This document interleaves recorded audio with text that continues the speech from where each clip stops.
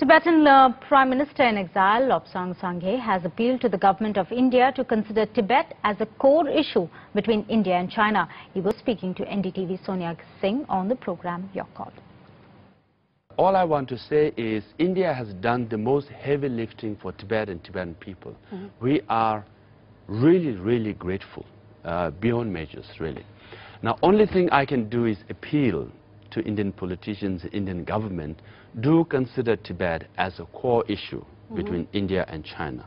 And accordingly, please act on it. That's my appeal, you know. As it is, India and Indian people have done so much. We can't, demand, but I can appeal.